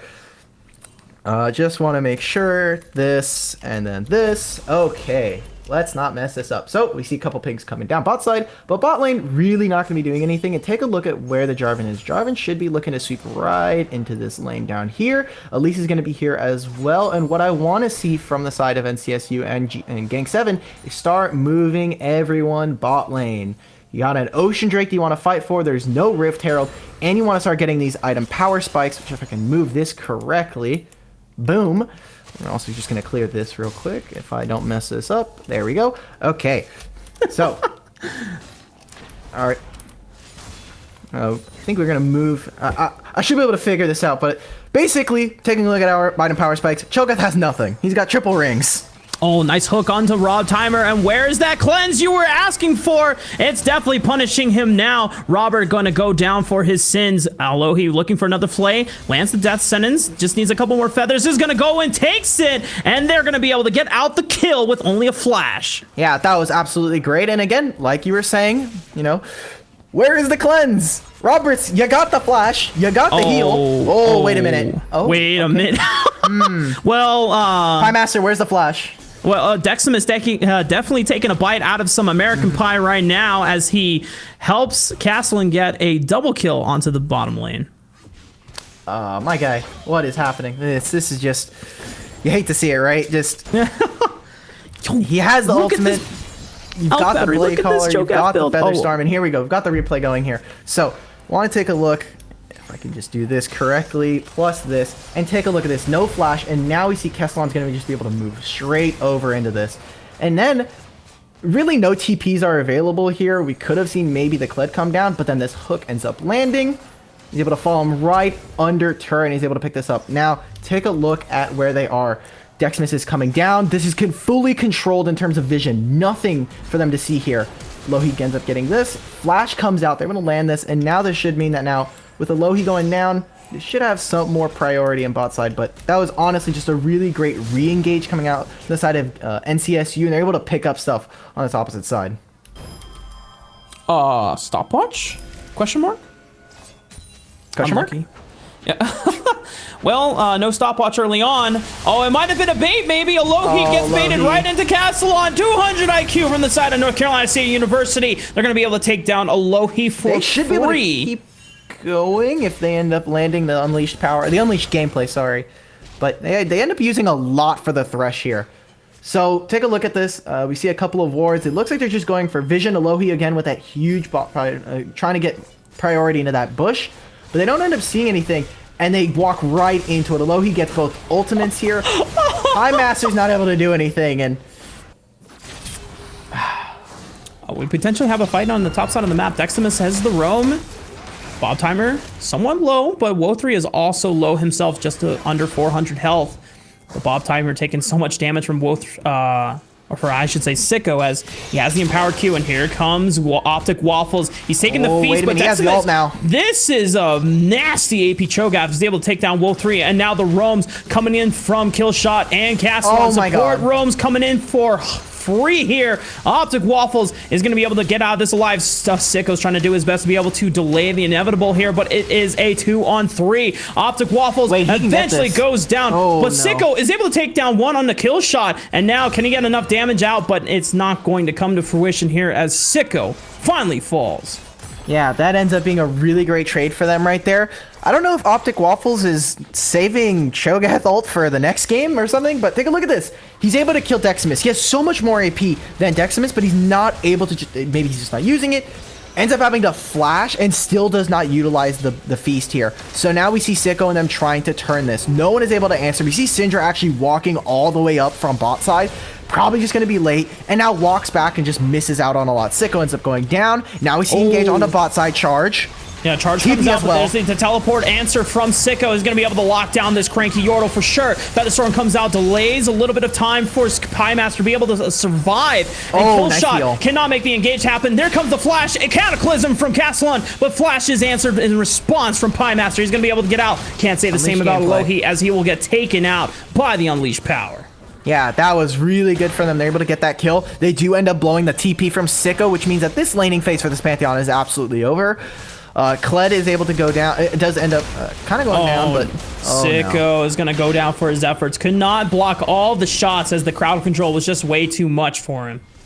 All right, so take a look at this. Charge comes in, and look at where the rest of the map is. TP coming in. Jarvan and Cho'Gath are not here. Piemaster plays this almost perfectly, I think. He does really, really well for himself. The cleanse not necessary, but he set up a lot of feathers, and now they need to be able to wait this out. Original robbers as well, but now the jungle and mid are here.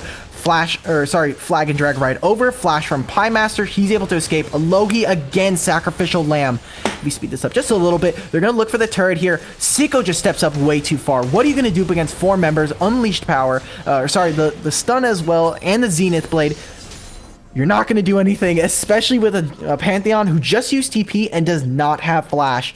So NCSU is looking a lot better, but they are, again, taking kills, but they're not translating these into objectives. Woe was the person able to get that Rift Herald, possibly looking to either drop that in mid, open up the rest of this map. Optic Waffles is taking a little bit of a trade here, but NCSU are prepping to try and take this mid, and it looks like the Rift Herald is going to be used in response. Yeah, first brick was already taken on the bottom side of the map. So as you said before, North Carolina State University, they're winning the fights, but they're not really ahead in the objective game. And now they're going to even fall further behind once this Rift Herald charge comes off. And that is the mid turret going to go down in favor of Gang 7. So once again, the map has been opened up in favor of blue side. And that means it's just going to be easier for them to be able to set up more picks, especially when you have the likes of an Elise Thresh combo.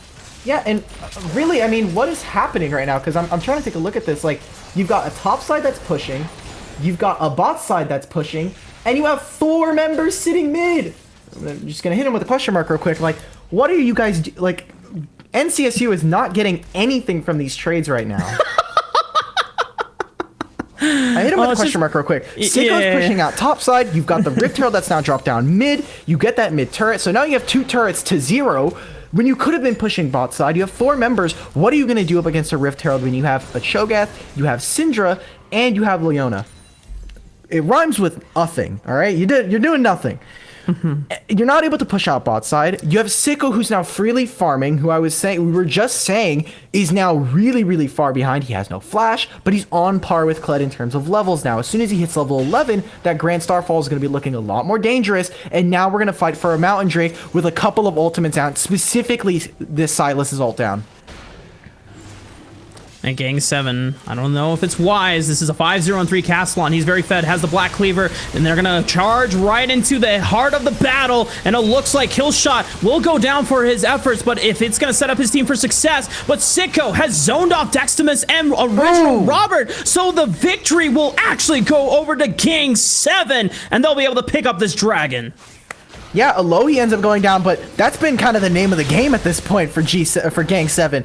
Great job from Pie Master, and really one of the great things about this team fight has been him surviving. You take a look at this replay, going in with the Leona and the charge, and look at this. Pie Master is just setting up 3 feathers, taking up huge damage. And what is Sicko doing? Nothing. He's just trying to, he is applying a pressure onto Dextimus and to Original Robert, and they're not doing any damage this team fight. You have a completely split up map from NCSU JV, and an amazing team fight from Gang 7. They get 3 for 1, they get the Mountain Drake, but now they need to apply it onto some of these waves. Now you have Pantheon sitting in, bot side Grand Starfall is not available, and they're just going to try and move and try to break this last tier 1 top side. I don't know if you caught this as well, but during that replay, as Original Robert and Dextimus walked up, they took a fat chunk of damage from the Mountain Dragon and actually did almost a third of their health. And then as soon as Sicko came in with the Grand Starfall, they both immediately flashed over the wall and just said, nope, screw it, we're going to die. And it just seemed like there's no confidence from them to be able to deal with the Pantheon in a 2v1, considering that the rest of their team had the front line engaged in the other part of the river. So it just goes to show that, you know, once again, North Carolina State might not be necessarily on the same page here. And it's honestly so sad to see Castellan having done so much work in the early game. He was 5-0-3. But once again, we're at the same question. What is North Carolina State University actually doing with the leads that they have gotten for themselves? I mean, they don't have the gold lead. They haven't really touched turret. Bot lane is the closest they've gotten, and this Syndra is feeling absolutely useless. You're not able to really get close to any of them, as I don't think Syndra without a flash really wants to get close to Pantheon. Potentially looking for a dive now. Bot side, as we see Sicko is here. Woe is shadowing him. Bear trap on a rope is going to land and potentially bait. Here comes the stun, but we're actually going to pan over to the mid side because it looks like Bob Timer is going to get out alive as Pie Master Cleanse comes out. He's able to dodge out most of the stuns, but the Flash Cataclysm comes in from Castellan. There's the Featherstorm flash over the wall. Great 3-man route is going to be able to buy enough time for the rest of Gang 7 to collapse in and take down Castellan. Yeah, great job right there. The TP ends up coming up a little bit late here for Optic Waffles, but they're able to find the kill right on the Castellan. And an amazing job from Pie Master, absolutely playing that fight basically perfectly. I'm really loving him on these AD carries. We saw it last game on the Kaisa. We see it again on the Xayah. He is just positioning, as well as even in mispositions, he's doing really well for himself. He does end having to blow a lot for it. The Flash, the Cleanse, as well as the Featherstorm. But they get this mid turret. They should also look to potentially start to push topside. Optic Waffles does have the Feast again. And that was a really great job from them. Able to find an amazing team fight for themselves here. Gang 7, they're equalizing that kill lead that NCSU has, but they're already almost 6k in the lead for gold. Oh, Flash as well. Yikes. Killshot was taken, but it was missed. Oh. It's true. All right, that's good. Snaps. Thank you. But looking back at this, now it is almost a 5,000, 6,000 gold lead for the side of Gang 7. And even though we've discussed before that you have Pie Master's late game insurance policy, you have a pretty optimal position here from at this point in the game to be able to have optimal vision control around the Baron Pit, try and secure this objective or make picks and punish those who overstep. And then with the Baron buff, you can close out this game within the next few minutes. With with how strong Wo3 and Sicko are right now, you have Leandry's Penetration Boots and Runic Echoes completed. Wo3 can actually one-shot both Dextimus and Original Robert right now because there's no Merc Treads from either of these guys. Yeah, and one of the great things is I love this map split. They can just play 4-1. They can have Pantheon just sit bot side, really just do anything that they want. Alohi's just going to throw some random hooks. But like you were saying, when you have that vision control, this just allows for Thresh to start throwing out free hooks. And for the side of NCSU JV, to start playing really, really carefully. Original Robert does have his flash again, or it's coming up within the next couple of seconds. So that is going to be one of their saving graces, but they need all their ultimates up. And I don't even think with ultimates up, they're going to need a miracle, basically, to try and find some kind of team fight win.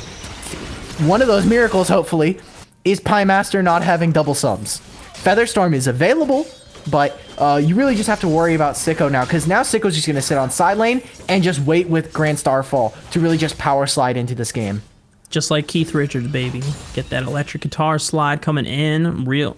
Man, I wish Pantheon could have like what is the band? Starting Baron? Pinnacle skin? Yeah. Oh, well, Ooh. Baron. You know? No vision. Like we said before, I mean, it's way too dangerous for North Carolina State University to enter this side of the jungle uncontested. Optic Waffles is going to buy as much time as he can. He might die for the cause. Flash comes out. Cataclysm is exchanged. And there is the Baron easily secured. Yeah, that was really, really free for them. Again, I'm impressed by Gang 7 just doing really well for themselves. I think that was kind of what they needed to do, and exactly... They ended up doing exactly what they had done, which is set up vision priority, push into that mid wave, and then get priority for Baron, start it up, take it. This should be an Ocean Drake now for a trade. You know, you got to take what you can. It's kind of like a pittance. It's like, okay, well, you can have Ocean Drake. We'll take Baron, and we'll take a couple more of your turrets, please. 4-0 in terms of turrets, 8,000 in the gold lead. Gang 7 need to now look to try and transition this into breaking open the base, which again, they have a little bit harder of a time. They do have a marksman, but Elise and Zai are really the only ones that can kind of step up with impunity and not get punished by some of this engage on the side of North Carolina State. North Carolina State, the timer is starting to run out.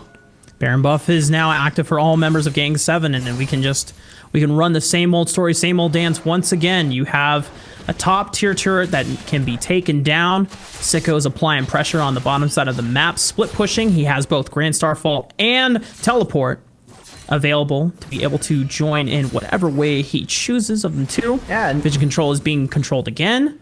Here we go. And there's no one here for topside. Like, what are they waiting for? You only need one person to try and get this. Alohi ends up landing it.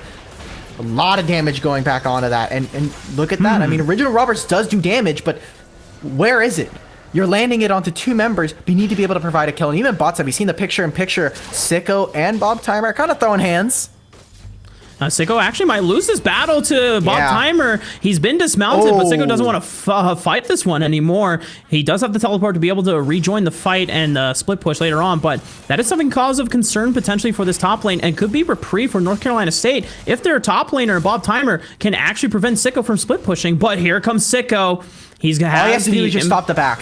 Stop the back. He's got the shields. Bob Timer's trying to get himself remounted with the Courage, but it's not going to come in time. He gets taken down despite the flash. All he needed to do for Sicko is just stop his back. He doesn't have TP, and now you're forcing a really big fight. Mid is about to crash. Bot is about to crash. Sicko should look for a back, TP, or Grand Starfall at that point. But he's super low. He's not going to be able to join. Nice rupture. Wait, rupture from Deximus plus the amount of burst damage from Original Robert does work on level 3, but there's another knock up onto the backline, but Pymaster is still untouched right now. Deximus is trying to walk forward, eats Optic Waffles, but he's gonna get shredded by these razor sharp feathers from Pymaster. And between him and Alohi, they're gonna be able to take down this inhibitor. Kled is coming back up. He does have charge. And these are pretty low. They do have flash and cleanse, but Syndra's coming back now. She already has 2 items, and she's got it needlessly. Alohi is going to be able to get the lantern out to safety. Alohi, don't die here, please. Okay. Original Robert. Arcane coming, boys. American sniper from North Carolina State University, baby. And that's 4 Barons, or at least majority of their Barons gone. Only really Pymaster has it. Sicko as well, but that was a really great defense coming out from NCSU, and a couple of mistakes from Gang 7. Does not equalize the gold lead, but we go from 7K to 3K, or sorry, we go from... All right, I can't do math. It's still 9,000 gold. I actually did backwards math. It's fine. It's over 9,000. It's over 9,000. But look at how much damage Deximus is doing, right? But just want to take a look at the gold real quick, if I have this correct. Look at these items. We've got this right here.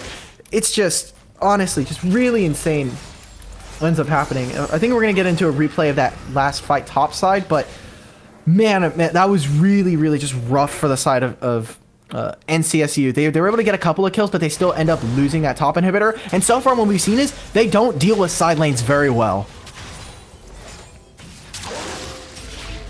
26 minutes into the game, North Carolina State University just trying to stall as much as they can, but it seems like the time, the clock is against them. Original Robert and Deximus, whenever they land their crowd control burst combos together, they can definitely pop some of the squishier members on the side of Gang 7, but I think now that Gang 7 has a little bit more respect, they're not gonna do that. There it is. Again. And Alohi's able to get out. There we go. We're gonna get the real nice replay. Nice use of the stun and bink. It's not even like a real comet, right? It just looks like someone's throwing like a baseball. It's A ping pong ball. it's cute. Even. It is cute, but it does enough damage to kill you. So it's, You know what isn't cute though? this draft. More than that. Oh, what? Item disparity. Look at mid lane, right? We've got Optic Waffle sitting on 3 items. And now, to be granted, one of them is Proto Belt, which is one of the cheaper items in the game. But we've got Zonia's and Eludin's, Dark Seal. And we could look for a potential engage here. Again, Bob Timer is sitting topside. We've got mid just fishing for hooks. Ooh, that's half of his health on Pie Master. That's half his health. Cleanse comes out, and the Featherstorm charge is going to be giving the movement speed to be able to follow up the front line here. That's a lot of burst damage coming in. Rupture into the Syndra stun. Oh, front no. line is starting to evaporate, but Pie Master, still getting untouched, is able to shred through North Carolina State University. Here comes the flash, the cocoon. It's not going to do enough, but that's enough damage. Pie Master flashes in, gets the triple kill, and now it's only 4 members to 1. Is this the final push? Grand Starfall is going to come in. Sicko looking for the stun. They're just going to push in through the minions on the top side of the map. It's just 2 Nexus turrets standing between Gang 7 and sweet taste of victory against North Carolina State. Man, that is the absolute feeling of retribution. If you are an AD carry, you just get to flash forward and kill a Syndra. That feels amazing from personal experience. But looks like Bob Timer is going to try and put up a last valiant defense. He's going to go down.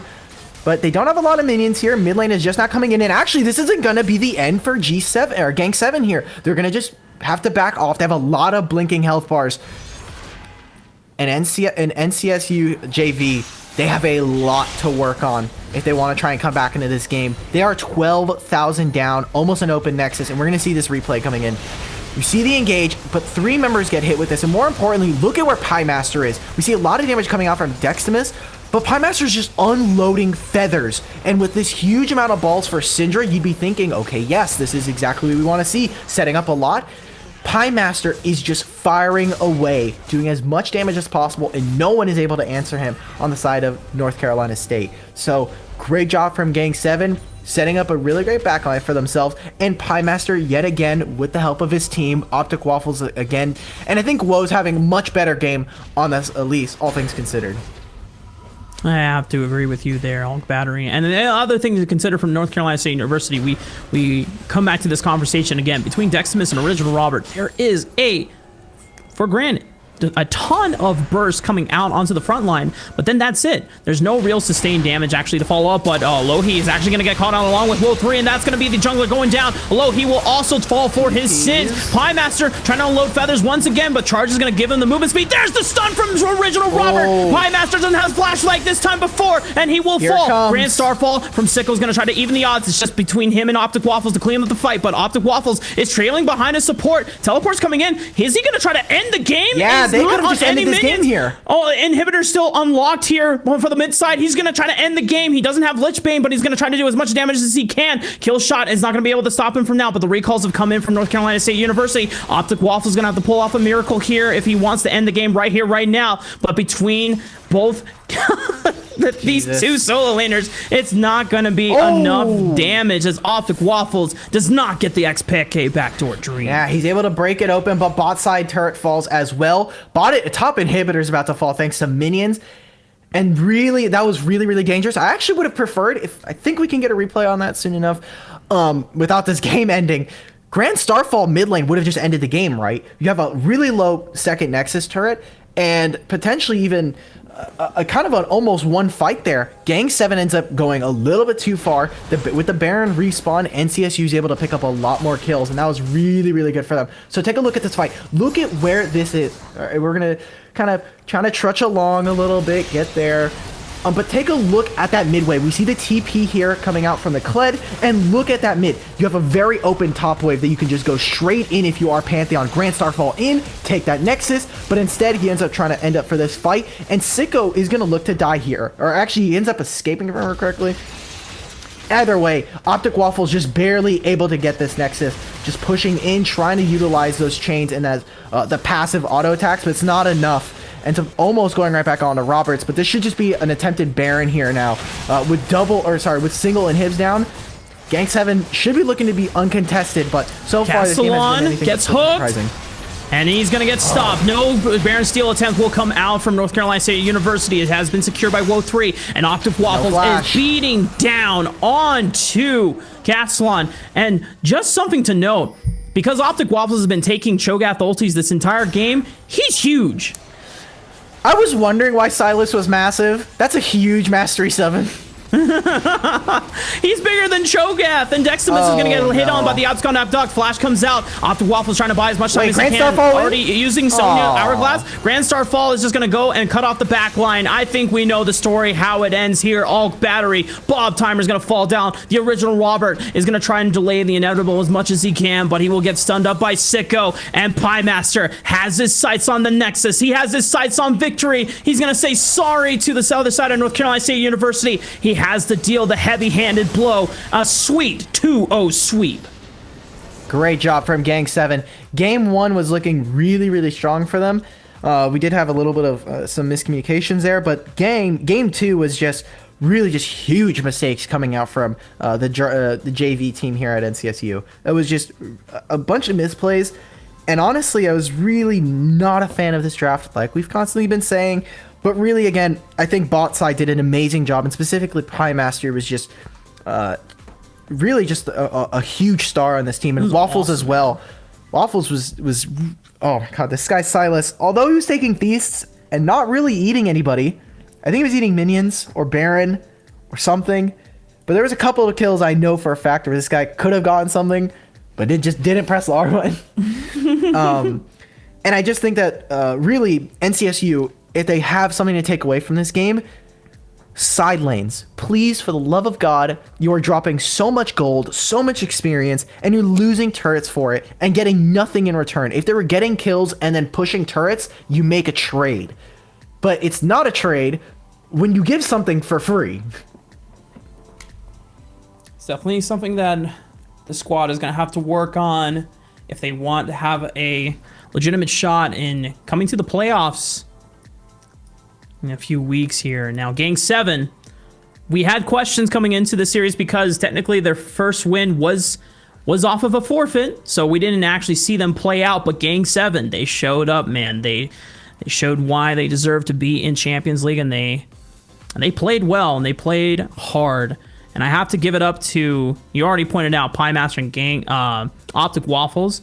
I think an unsung hero was definitely Alohi on this Thresh in this game. The second game on the Shen, I don't think it was the cleanest performance, but definitely on this Thresh, landing some beautiful death sentences into Flays and also getting out his members out alive with that Dark Passage. You know, we were kind of questioning, oh, he's not locking in the Rakan with the Xayah here, but he made the Thresh look really good this game. Yeah, I think someone that, again, that we kind of looked with a scrupulous eye was Sicko. I think that this guy, despite some early mishaps in both games, was really, really strong in that side lane and being a really big nuisance for NCSU, right? Like, this was a team that we are constantly saying, hey, the side lanes are an issue. And who do we see there? Sicko, either on Camille or the Pantheon. He's constantly applying pressure, as well as also having kill threat, right? Maybe if he's just sitting on the side and he's just farming, that's we have a whole different story. But this guy is constantly looking for kills and as well as finding them sometimes onto the enemy laners, whether it be Bob Timer or providing threat once he gets into team fights on the other side. Absolutely. And I don't think we have any post-game stats to look at to really dive deep into, but I guess we had U.GG. U.GG, baby. But we can technically give a man of the match or man of the series. And, you know, looking at both of these games. Optic Waffles. This guy performed consistently well in both games. I will say game one is a little bit harder for Pie Master, as obviously you have a pretty snooze lane going down there with Heimerdinger just equalizing everything.